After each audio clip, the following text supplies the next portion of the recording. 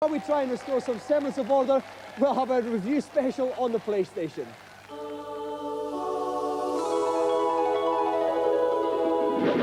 The Sony PlayStation finally hits British streets next week, and there's so many games available at the launch you couldn't fit them inside a fat bloke's brassiere.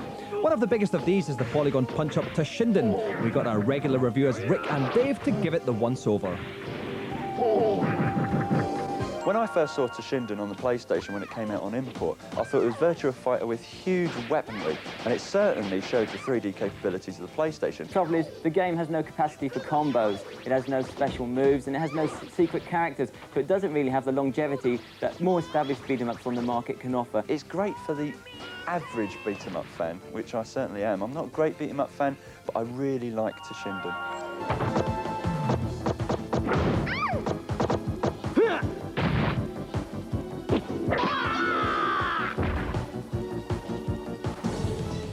Mortal Kombat 3 is another major beat-em-up title that Sony will be releasing over the next couple of months, appearing a full 6 months before it hits the Saturn. This conversion will be pouring on dollops of brand new characters and topping it off with gag-laden fatalities. While arcade classic Tekken looks like it might just wipe the floor with all of them. Another feature of the PlayStation is its link-up facility. If your pal's got one and you don't mind lugging your telly around to his house, you can link them together and play twin perspective games just like the arcades. The first one to take advantage of this is the one you saw the Shaman play, Wipeout. Wipeout is certainly the buzz game at the moment on the Sony PlayStation. It combines breakneck speed with futuristic racing, with huge power-ups and awesome firepower. The problem with Wipeout is sometimes it's just a little bit too fast. You're controlling a hovercraft instead of a normal racing car, so you don't get the normal grip and sliding feel that you do in racing games, so the control method can be a bit tricky. And I think maybe this could be a problem with it. Maybe the difficulty level is set just a little too high for beginners. Yeah, I disagree completely. The playability is set just right for me. The pickups are all the way through the game. You have very many different styles of weapon. You also have different speed-up ramps, and on the tracks you can go one way or another. It's absolutely superb, although I do agree it is a bit too tough.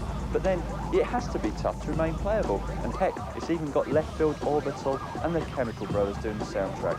Don't get me wrong, Wipeout is an awesome game. It's probably the PlayStation racer of the moment. It has 12 tracks compared to Ridge Racer's one, and it even has a 2-player link-up facility.